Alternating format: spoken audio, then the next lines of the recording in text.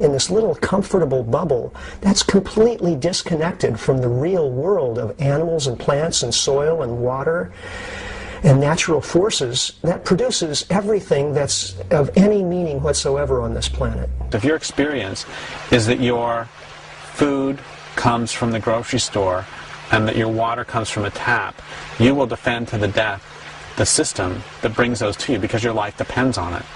If your experience is that your water comes from a stream and that your food comes from a land base, you will defend to the death that stream and that land base because your life depends on it. Systems of manipulation and exploitation, structures of disconnection and delusion, institutions of domination and deceit. I had to ask, who would create such things? Only people who have become almost wholly disconnected from their world. People who have forgotten who they once were. People who have been deeply wounded. We've gotten lost in a hall of mirrors. Everything that we receive, everything we see, hear, smell, taste, feel, originates in or is mediated by humans and machines. That affects our consciousness.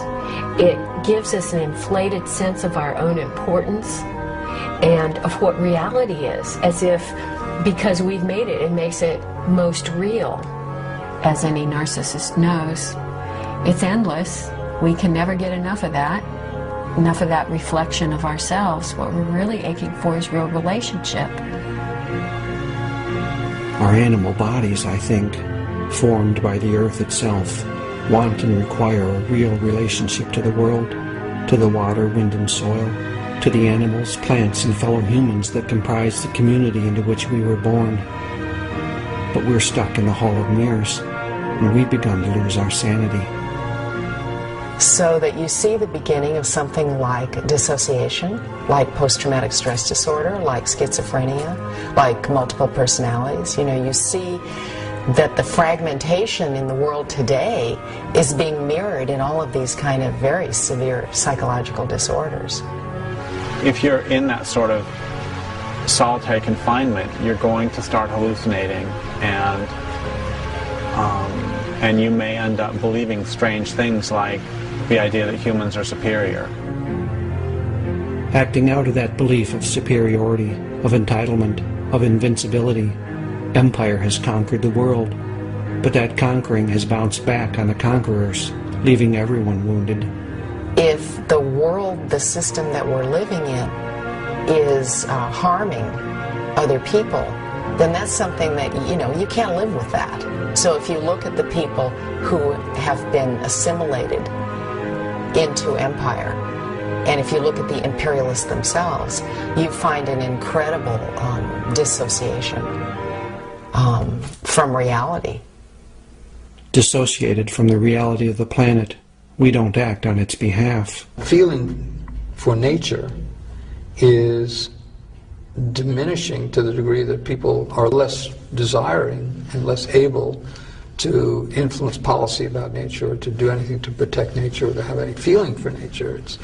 It's hard to have feeling for it if you never have any contact with it. And it's hard to have any contact with the rest of the world because we're living like an animal in a cage. Just think about an animal in a zoo. An animal's deprived of the very things that keep that animal going, the smells, the sights, the sounds, the instincts, the hunting. And they become psychotic. Literally psychotic. I think that we've done something to ourselves that is exactly analogous to that. We've put ourselves in a cage, in this cage of civilization, of cities, and it's made us, in a way, psychotic. That if you would have a group of hunter-gatherers, and this has happened a lot, hunter-gatherers watch behavior of people in our society, they would think we were crazy for the way we behave, because we are. I stop, I listen, I watch the world. The disconnection is everywhere. You learn it as a child. You know, you learn to not feel the kind of pain that is inflicted upon you by the lack of connection, by being in a crib by yourself in a dark room, you know, by not having the breastfeeding, by not having the constant contact with other people's bodies.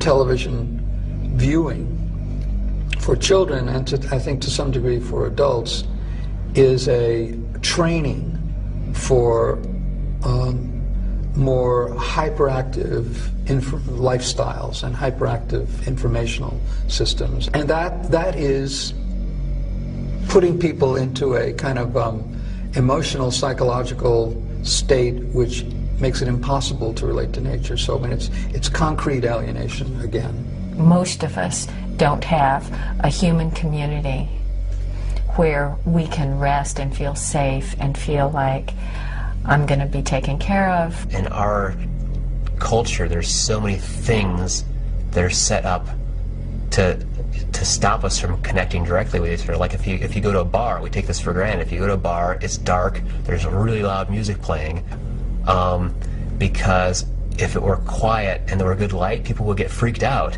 to have to deal with each other so directly. Our economy thrives on this. It's pretty easy to sell stuff to people who are so disconnected from the things that they most need. The stores are filled with bandages for the wounds of empire. Civilization, we've been taught to identify with this larger whole that isn't us. We identify more strongly as civilized than we do as living beings. Over the years, I've begun to break my own identification with the dominant culture, to reconnect with myself as a living creature walking the earth. I'm still not finished with the task, a daunting challenge, and yet one of the most rewarding things I've ever done.